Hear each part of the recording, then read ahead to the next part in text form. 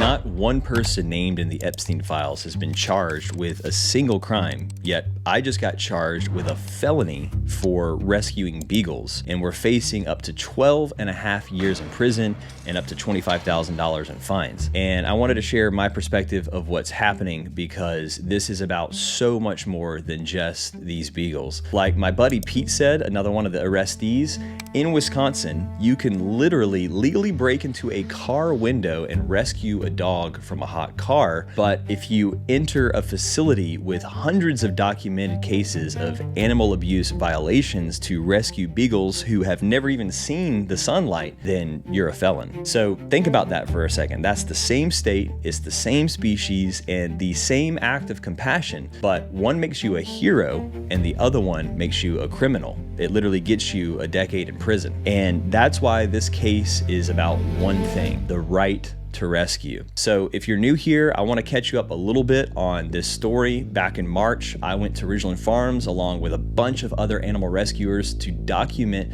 one of the largest direct action animal rescues probably in history at a facility breeding thousands of beagles for animal experimentation. And this isn't some clean, regulated lab. Through investigations, a judge had already found over 300 cases of felony criminal animal abuse against Ridglan Farms. Things like unqualified staff performing surgical mutilation to the eyes of the dogs without anesthesia, literally removing parts of their body by people who weren't even veterinarians. Not to mention cutting the vocal cords of the dogs just so they don't bark too loud, and they're just stuck in these facilities under fluorescent lights and just spinning around in circles from the psychological trauma. But after all this, a special prosecutor looked into that evidence and declined to charge them. Not one single person at Ridglan Farms has ever faced a criminal charge.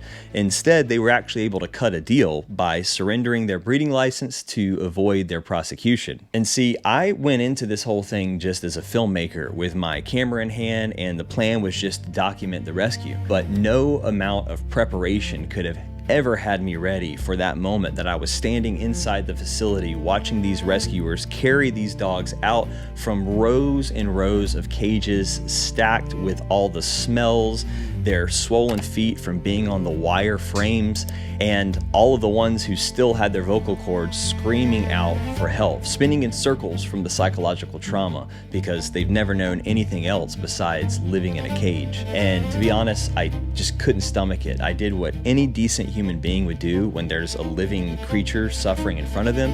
I put my camera down and I lifted a beagle out of her cage and carried her to safety. Her whole body was literally shaking because she'd never been held before and never even seen the sunlight before. And when police were closing in and beginning to arrest all the rescuers, there were 2 more beagles about to be confiscated and literally ripped from the rescue crates like other beagles to be sent back to the facility and into confinement. And rather than allowing these hostages to be arrested by the police, I was able to help my friend Curtis put 2 of these beagles in his Tesla frunk and get them around the barricade. After the success of the first rescue, the story went everywhere. It got millions of views, went super viral, and the pressure worked. More rescuers came back in hundreds to try to save more beagles, and they got brutalized by the police, and this story has just been talked about worldwide, and now Ridglan is shutting down. 1,500 dogs have already been brought out and released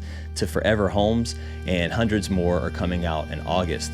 Dogs that were destined to have their eyelids cut without anesthesia, their vocal cords snipped, are now sleeping happily on couches around the world, and they're chasing tennis balls and they're learning what grass feels like for the first time. So the rescue actually worked, the pressure worked, and that's why they're charging us. See, the DA isn't protecting the public, he's making a statement. He wants to scare you. He wants to scare anyone from ever doing something like this again.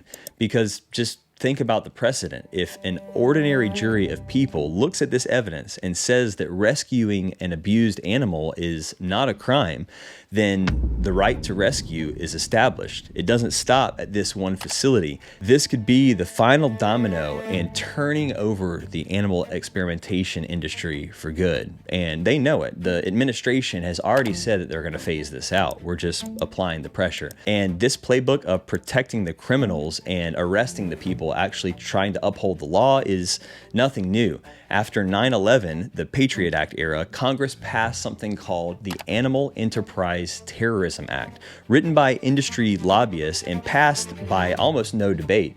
And since then, animal rescuers have sat at the top of the domestic terror priority list, not for hurting a single human being, but for opening the cages of animals being exploited. The FBI has spent more resources tracking people who rescue animals than actually investigating the people abusing them. So when the law protects the abuser and persecutes the rescuer, then one must ask, is this law actually just? So understand what's really playing out in that Dane County courtroom. It's two different kinds of law.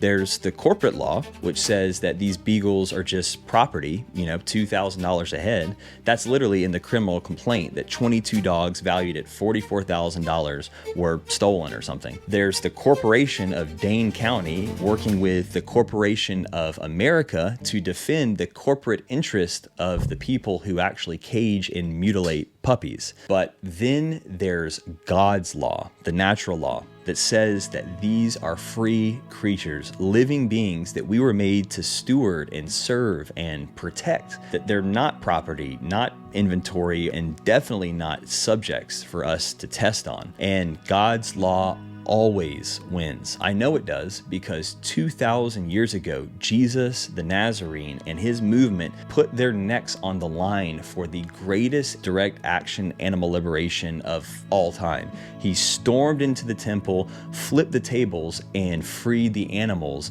and shut down the sacrificial slaughter system forever. They killed him 3 days later for it, and it actually worked. That system never came back in that form. The temple was destroyed.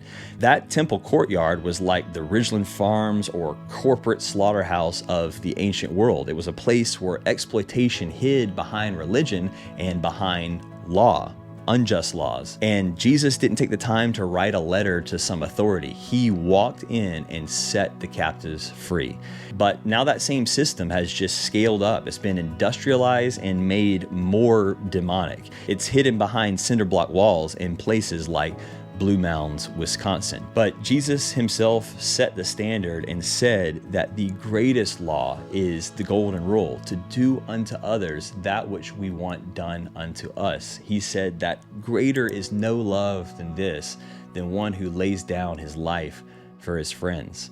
And all of God's creatures are our friends, and dogs are specifically man's best friend. So our first court date is August 24th. Stay tuned, and I'll be showing you exactly how you can stand with me and the other 50 almost co-defendants and defend the right to rescue and speak up for animals being experimented on. You have a chance to stand and be a voice for the voiceless. And if you're new to this story or you just want to hear it from my perspective, I made a full video, the blizzard, the Tesla frunk rescue, and all the behind the scenes footage of this Beagle rescue. And that video is right here on this channel. And if you truly want to understand what led me to put down the camera and pick up the Beagle and be so inspired about the historicity of Jesus and the Nazarene movement, then watch my film Christspiracy. It follows my journey of asking what would Jesus do about animal exploitation. And what I found was a 2,000-year cover-up that connects directly to the corruption that you're watching play out in Wisconsin. And it's so bombastic that Netflix even tried to censor it. So like this video and subscribe if you want to follow the case, because this one is going to be one for the history books. They can charge us, but the dogs are already free, and no one's stopping until every cage is empty. Keep turning tables.